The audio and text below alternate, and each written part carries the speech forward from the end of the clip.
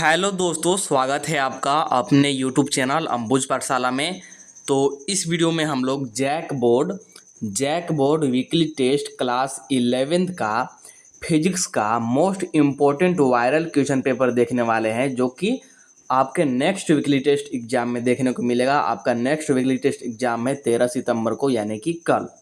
और इस वीडियो में हम लोग यहाँ पर ऑब्जेक्टिव प्लस सब्जेक्टिव दोनों देखेंगे। सबसे पहले हम लोग यहाँ पर ऑब्जेक्टिव क्वेश्चन करेंगे और फिर इसी वीडियो में हम लोग सब्जेक्टिव क्वेश्चन भी करेंगे। तो वीडियो बहुत ही ज़्यादा इंपॉर्टेंट होने वाला है, तो वीडियो को पूरा जरूर देखेगा और वीडियो को अपने दोस्तों के पास भी शेयर कर दीजिएगा। और पीडीएफ के लिए आप लोग टेलीग्राम ग्रुप को ज्वाइन कर लीजिएगा। जो भी न्यू स्टूडेंट है, वैसे तो पुराने स्टूडेंट सारे ज्वाइन हो गए हैं, बट जो भी न्यू स्टूडेंट है टेलीग्राम ग्रुप को जरूर ज्वाइन कर लीजिएगा, क्योंकि पीडीएफ वहीं पे सेंड किया जाता है। साथ ही व्हाट्सएप चैनल का भी लिंक आपको मिल जाएगा। कहाँ पर? डिस्क्रिप्शन में ही टेलीग्राम ग्रुप का लिंक है और व्हाट्सएप चैनल का भी लिंक है। तो व्हाट्सएप चैनल को भी फॉलो करके जरूर रख लीजिएगा, क्योंकि आने वाला समय में टेलीग्राम बैन होता है, तो सारा स्टडी मटेरियल आपको व्हाट्सएप चैनल के थ्रू ही प्रोवाइड कराया जाएगा। और साथ ही डिस्क्रिप्शन में ही इंस्टाग्राम का भी लिंक है, तो आप लोग मुझे इंस्टाग्राम पर फॉलो कर लीजिएगा। आपको कोई भी पर्सनल डाउट इश्यू हो या फिर मुझसे कोई पर्सनल बात करना हो, तो आप लोग वहाँ पर डायरेक्टली डीएम कर सकते हैं, आपको इजीली रिप्लाई मिल जाएगा। तो चलिए हम लोग स्टार्ट करते हैं और फटाफट से देख लेते हैं। एक बार फिर से बता दूं, क्लास 11th का है, फिजिक्स का है, जिसका कि आप लोग का एग्जाम होने वाला है कल, यानी कि 13 सितंबर को। चलिए स्टार्ट करते हैं। तो सबसे पहले देखिएगा, यहाँ पर हमारे पास है ऑब्जेक्टिव क्वेश्चन, जिसमें कि पहला क्वेश्चन है, क्या है देख पा रहे होंगे आप लोग। Newton's universal law of gravitation applies to. Newton का गुरुत्वाकर्षण का सार्वभौमिक नियम किस पर लागू होता है? आप लोग जानते होंगे, अगर पढ़े होंगे तो।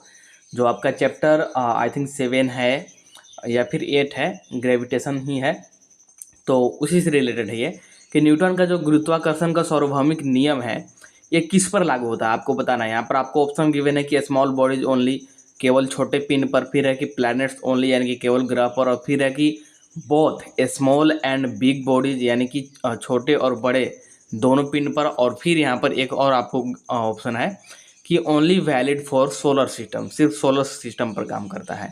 तो राइट आंसर की बात करें तो राइट आंसर हमारा क्या जाएगा? राइट आंसर जाएगा हमारे पास ऑप्शन नंबर सी, यानी कि both small and big bodies, यानी कि छोटे और बड़े दोनों पिंडों के लिए अप्लाई होता है Newton's universal law of gravitation. ठीक है, न्यूटन का गुरुत्वाकर्षण का सार्वभौमिक नियम, यही यहाँ पर हिंदी में दिया गया कि छोटे और बड़े दोनों निकाय बोल लीजिए या फिर पिंड। तो ऑप्शन नंबर यहाँ पर हो जाएगा आपका सी करेक्ट। ठीक है, इसके बाद आगे बढ़ते हैं।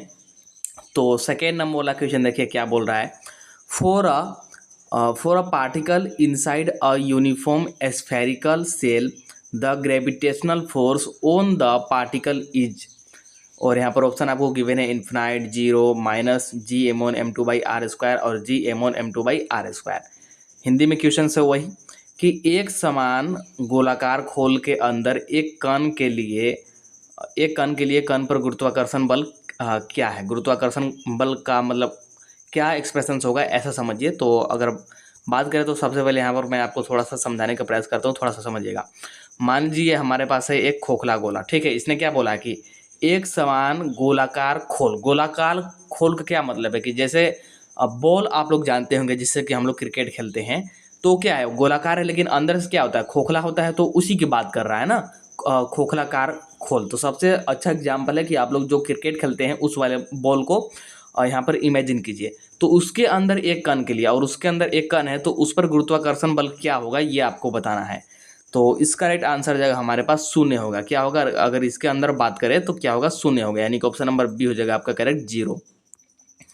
नेक्स्ट देखिए, थर्ड नंबर वाला क्वेश्चन क्या है। The value of capital G varies with, यानी कि जो आपका कैपिटल जी है, कैपिटल जी क्या है, तो ये सार्वभौमिक होता है, ठीक है। तो वेरीज विथ पूछ रहा है, मतलब कि किसके अनुसार ये बदलेगा अलग अलग जगहों पर, ये बताना है।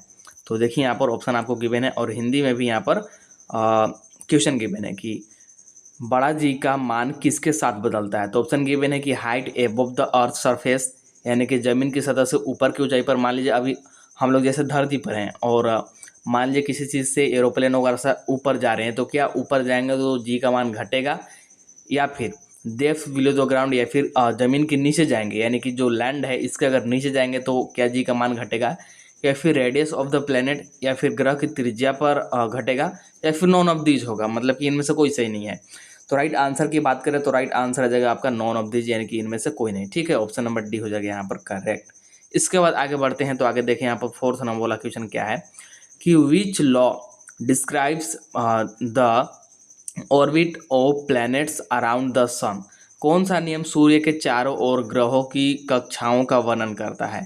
सूर्य के चारों ओर जो भी ग्रह हैं जैसे चक्कर लगाते हैं या फिर जो भी एक्टिविटीज होता है, तो उसके लिए कौन सा यहाँ पर लॉ है, यानी कि कौन सा नियम है जो ये सारा कुछ बताता है। तो ये पता होगा आप लोग को, 9th क्लास में ही पढ़े होंगे और ये एक्चुअली याद रहता है टॉपिक। तो बात करें तो इसका राइट आंसर हो जाएगा केपलर्स लॉ, यानी कि ऑप्शन नंबर सी हो जाएगा आपका करेक्ट। ठीक है, इसके बाद आगे बढ़ते हैं, तो देखिए नेक्स्ट है 5th नंबर वाला क्वेश्चन क्या है।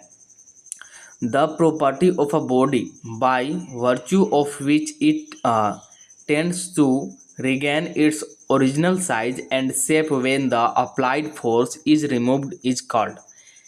यानी कि किसी वस्तु का वह गुण, ठीक है, कोई वस्तु का गुण है, विशेषता है, जिसके आधार पर वह यदि बाह्य बल को हटाए जाने पर वस्तु अपने मूल आकार और आकृति को पुनः प्राप्त कर लेता है। इसको समझिएगा, थोड़ा सा मैं यहाँ पर एग्जाम्पल से समझाता हूँ।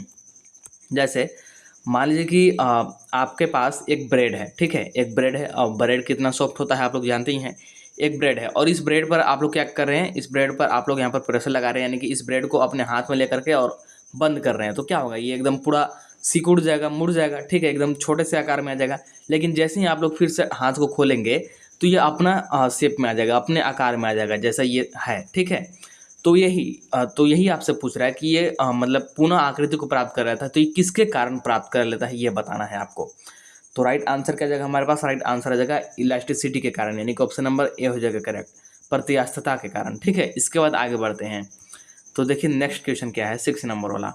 The length of an iron wire is L and the area of cross section is capital A. The increase in length is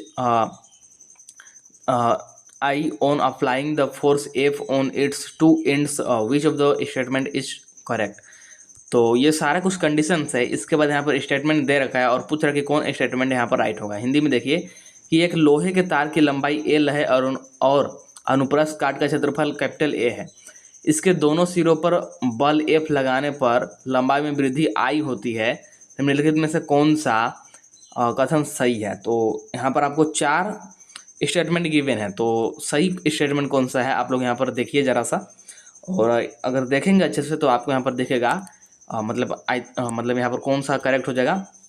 तो आपका यहाँ पर करेक्ट होगा increase in length is universally proportional to a, यानी कि length में यहाँ पर इंक्रीज तो होगा लेकिन कैसे, तो यूनिवर्सली प्रोपोर्शनल होगा। वो भी किसके, तो जो आपका क्रॉस सेक्शनल एरिया है, यानी कि जो आपका क्षेत्रफल है उसके।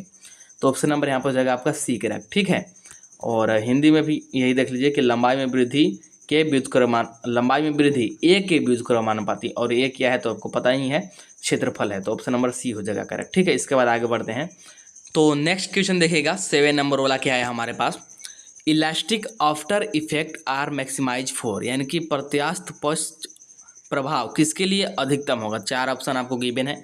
तो राइट आंसर की बात करें सबसे अधिकतम किसके लिए होगा, यानी कि मैक्सिमम किसके लिए होगा, तो आपका ऑप्शन नंबर ए हो जाएगा करेक्ट, यानी कि ग्लास के लिए सबसे मैक्सिमम होगा। ठीक है, इसके बाद आगे बढ़ते हैं, तो नेक्स्ट है आपका 8 नंबर वाला क्वेश्चन, जो कि क्या बोल रहा है, the restoring force per unit area is known as.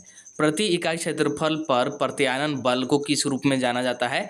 तो ये आपका एक प्रकार से डिफिनेशन टाइप का दे दिया कि प्रति इकाई क्षेत्रफल पर प्रत्यानयन बल को किस रूप में जाना जाता है या फिर इसको क्या बोलते हैं, ये आपसे पूछ रहा है। तो राइट आंसर की बात करें तो राइट आंसर आ जाएगा यहाँ पर आपका स्ट्रेस, यानी कि जिसको हम लोग हिंदी में बोलते हैं प्रतिबल। ठीक है, ऑप्शन नंबर सी हो जाएगा करेक्ट। इसके बाद देखिए 9th नंबर वाला क्वेश्चन क्या है, the term escape velocity is the minimum velocity required for an object to. प्लायन वेग शब्द किसी वस्तु के लिए आवश्यक न्यूनतम वेग है। थोड़ा सा मैं आपको प्लायन वेग के बारे में बता दूं, प्लायन वेग क्या होता है। तो प्लायन वेग ऐसा वेग है जिस वेग से अगर किसी भी वस्तु को हम लोग अंतरिक्ष की ओर फेंकते हैं तो वो प्लायन हो जाता है, मतलब लौट करके वापस नहीं आता। फॉर एग्जांपल जैसे अभी एक पत्थर उठाइए और उस पत्थर को अगर आप लोग प्लायन वेग से अंतरिक्ष की ओर फेंकते हैं, यानी कि आसमान की ओर फेंकते हैं, तो वो अंतरिक्ष में चला जाएगा, लौट करके वापस नहीं आएगा। बट ऐसा पॉसिबल नहीं है। अभी आप लोग फेंक करके देखिएगा तो आपको वापस कुछ देर में धरती पर ही गिरता नजर आएगा। ठीक है, तो मतलब प्लायन वेग ये होता है। और प्लायन वेग का मतलब क्या होता है इसका, और सारा कुछ आप पढ़े होंगे, ठीक है। तो यहाँ पर पूछ रहा है कि इसके लिए आवश्यक न्यूनतम वेग, तो पलायन वेग के बारे में एक्चुअली पूछ रहा है। तो राइट आंसर की बात करें इसमें, तो पृथ्वी के गुरुत्वाकर्षण खिंचाव से बचे और अंतरिक्ष में चले जाए, तो इसी को हम लोग बोलते हैं पलायन वेग, ठीक है। तो यहाँ पर ऑप्शन नंबर सी हो जाएगा correct, escape earth gravitational pull and move into escape, ठीक है। इसके बाद बात करें 10th नंबर क्वेश्चन का, तो क्या है, what happens to the gravitational force between two objects when the mass of one of the object is doubled. देखिए, दो वस्तुओं के बीच गुरुत्वाकर्षण बल क्या होता है या फिर क्या होगा जब वस्तुओं में से एक का द्रव्यमान दुगना हो जाए। हमारे पास दो वस्तु है, दो वस्तु में से एक वस्तु का द्रव्यमान दुगना कर देंगे तो फिर गुरुत्वाकर्षण बल क्या हो जाएगा, ये आपको बताना है। तो 4 ऑप्शंस आपको गिवन है। राइट आंसर की बात करें तो क्या हो जाएगा, the force is double, force भी डबल हो जाएगा, ठीक है, बल भी दुगना हो जाएगा। तो ऑप्शन नंबर बी हो जाएगा आपका करेक्ट। तो यहाँ पर ऑब्जेक्टिव हो गया कंप्लीट। इसके बाद आगे बढ़ते हैं सब्जेक्टिव क्वेश्चन की ओर। तो पहला सब्जेक्टिव क्वेश्चन है, क्या है कि who formulated the law of universal gravitation, सार्वभौम या फिर सार्वभौमिक गुरुत्व का नियम किसने बनाया था। तो sir Isaac Newton formulated the law of universal gravitational, ठीक है।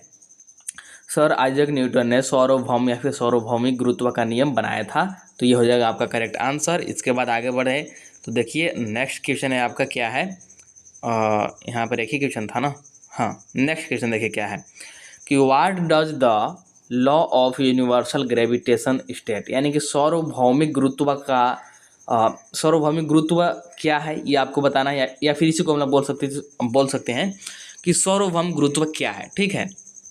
तो आंसर देखिए, it states that every mass attack every other mass with a force proportional to the product of their masses and inversely proportional to the square of the distance between them। जो सार्वभौम गुरुत्व नियम है ये क्या बताता है, यह बताता है कि प्रत्येक द्रव्यमान हर दूसरे द्रव्यमान को उनके द्रव्यमान के गुणनफल के समानुपाती बल के साथ आकर्षित करता है और उनके बीच की दूरी के वर्ग के व्युत्क्रमानुपाती होता है, यानी कि प्रतिकर्षित करता है, ठीक है। तो ये हो गया आपका करेक्ट आंसर। और ये जो क्वेश्चन है ये 2 नंबर वाले थे। इसके बाद आप देखें यहाँ पर 3 नंबर वाला क्वेश्चन क्या है कि डिफाइन रीस्टोरिंग फोर्स, पुनः स्थापन बल को परिभाषित करें। रीस्टोरिंग फोर्स क्या होता है ये डिफाइन करना है हमको। तो देखिए, it is defined as the internal force which comes into play from within the body due to which regains or tends to regain its original configuration. For a perfectly elastic body restoring force is equal to deforming force, ठीक है। हिंदी में भी दिया गया है कि इसे आंतरिक बल के रूप में परिभाषित किया गया है, ठीक है। आंतरिक बल मतलब खुद का बल, ऐसा समझिए, जो वस्तु के भीतर से काम करता है जिसके कारण यह अपने मूल अवस्था या बोल लीजिए या फिर विन्यास बोल लीजिए को पुनः प्राप्त कर लेता है या पुनः प्राप्त करने की प्रवृत्ति रखता है। हो सकता है कि कभी कभी पुनः प्राप्त न कर पाए लेकिन प्रवृत्ति रखता है, ठीक है, प्रयास करेगा कि वो अपने पुनः अवस्था में आ सके, ठीक है। एक पूर्णतया प्रतिस्थदार वस्तु के लिए प्रत्यानयन बल की बात करें तो ये विरूपक बल होता है, ठीक है। इसके बाद नेक्स्ट क्वेश्चन देखिए क्या है, स्टेट हुक्स लॉ, हुक का नियम बताया, बहुत ही इंपॉर्टेंट है आपके बोर्ड के एग्जाम के पॉइंट ऑफ व्यू से भी। तो देखिए हुक का नियम क्या है, for a small deformations within elastic limit the stress and strain are proportional to each other, this is known as Hooke's law. Example के लिए स्ट्रेस आपका समानुपाती हो जाएगा, यानी कि डायरेक्टली प्रोपोर्शनल हो जाएगा स्ट्रेन के, और इसी को हम लोग लिख सकते हैं कि stress by strain is equal to constant is equal to E, ठीक है। स्थिरांक है और यहाँ पर स्थिरांक है ई, और जो कि ई यहाँ पर क्या है, where E is called coefficient or modulus of elasticity of the material, ठीक है। हिंदी में ही दिया गया है कि प्रत्यास्थता सीमा के अनुगत प्रतिबल विकृति के अनुक्रमानुपाती होता है, अर्थात प्रतिबल समानुपाती विकृति, और फिर इसी को प्रतिबल बाय विकृति लिख सकते हैं जो कि स्थिरांक के बराबर आएगा, और स्थिरांक यहाँ पर ई होगा, ठीक है। और ई क्या है, तो को एफिशिएंट या फिर modulus elasticity of the material है, ठीक है। इसके बाद आगे बढ़ते हैं, तो ये आ गया आपका 5 नंबर वाला क्वेश्चन जो कि क्या है, डिफाइन ग्रेविटेशनल पोटेंशियल एनर्जी। सबसे पहले डिफाइन करना है ग्रेविटेशनल पोटेंशियल एनर्जी को, फिर है कि obtain an expression for it for a body of mass M lying at a distance r from the center of the earth। गुरुत्वीय स्थितिज ऊर्जा को परिभाषित करें। पृथ्वी के केंद्र आर की दूरी पर स्थित द्रव्यमान एम के एक पिंड के लिए गुरुत्वीय स्थितिज ऊर्जा की अभिव्यक्ति प्राप्त करें या फिर व्यंजक प्राप्त करें। तो देखिए इसको कैसे करना है। सबसे पहले तो यहाँ पर सारा कुछ लिख लेंगे कि सबसे पहले जो डिफिनेशन हमको देने के लिए बोला था पोटेंशियल एनर्जी, उसको यहाँ पर डिफिनेशन दे देंगे। तो सबसे पहले समझिए, when a body of mass M is move from infinity to a point inside the gravitational influence of source mass capital M without accelerating it, the amount of work done in displacing it into the source field is stored in the form of potential energy. This is known as gravitational potential energy. It is represented by the symbol capital U and G। ठीक है, तो सबसे पहले यहाँ पर हम लोगों ने जो डिफिनेशन पूछा था, डिफाइन करने के लिए पूछा था, उसको डिफाइन कर दिए और हिंदी में भी यहाँ पर ये डिफाइन किया गया है। देख पा रहे होंगे आप लोग, यहाँ पर देखिए क्या है। देखिए, जब द्रव्यमान m के एक पिंड को स्रोत द्रव्यमान कैपिटल M के गुरुत्वाकर्षण प्रभाव के अंदर अनंत से एक बिंदु तक बिना गति किए ले जाया जाता है, तो इसे स्रोत क्षेत्र में विस्थापित करने में किए गए कार्य की मात्रा को स्थितिज ऊर्जा के रूप में संग्रहित किया जाता है। इसे गुरुत्वाकर्षण स्थितिज ऊर्जा के रूप में जाना जाता है। इसे प्रतीक UG द्वारा दर्शाया जाता है। तो सबसे पहले हम लोग यहाँ पर डिफाइन कर दिए। इसके बाद अब हमसे क्या बोला है, हमसे अब बोला है यहाँ पर व्यंजक प्राप्त करने के लिए, यानी कि यहाँ पर जो भी है इसको प्रूफ करने के लिए। तो डेरिवेशन आपका यहाँ से स्टार्ट होता है, derivation of gravitational potential energy equation. तो यहाँ पर सारा कुछ लिख लेंगे कि कैसे हम लोग डेरिवेशन स्टार्ट करने वाले हैं और क्या क्या होने वाला है। तो ये सारा कुछ यहाँ पर कथा कहानी लिखने के बाद फाइनली यहाँ पर हो जाएगा इंटीग्रेशन बोथ साइड, और बोथ साइड इंटीग्रेशन करेंगे तो हमको मिल जाएगा माइनस का G कैपिटल M और स्मॉल m बाई R, और सेम टू सेम। और फिर इसको अगर आगे बढ़ाएंगे UG से अगर रिलेट करेंगे तो ये आपका निकल कर आ जाएगा यहाँ पर लास्ट में कि delta UG is equal to G capital M small m और इनटू में 1 by RI minus 1 by RF। ठीक है, और सेम टू सेम आपका यहाँ पर हिंदी में हो जाएगा। ठीक है, सेम टू सेम यहाँ पर आपका हिंदी में हो जाएगा। तो बस कुछ नहीं करना है आपको, मैंने यहाँ पर जो डिफाइन किया गया था डेफिनेशन को तो बता ही दिया, और बाकी कथा कहानी लिख लेना है और थोड़ा सा बेसिक इंटीग्रेशन से, तो इतना आप लोग समझ जाइएगा। और कहीं पर प्रॉब्लम हो जाएगा तो प्रॉब्लम होगा तो बता दीजिएगा। ठीक है, तो इस वीडियो में इतना ही। आई थिंक आपको वीडियो पसंद आया होगा। वीडियो पसंद आया होगा तो वीडियो को लाइक जरूर कीजिएगा और चैनल को सब्सक्राइब करके जरूर रख लीजिएगा। ठीक है, आपको इस वीडियो में ऑब्जेक्टिव भी बता दिएगा, सब्जेक्टिव भी बता दिएगा, सारा कुछ बता दिया गया। तो चलिए मिलते हैं नेक्स्ट वीडियो में, तब तक के लिए tata bye bye, see you in the next video.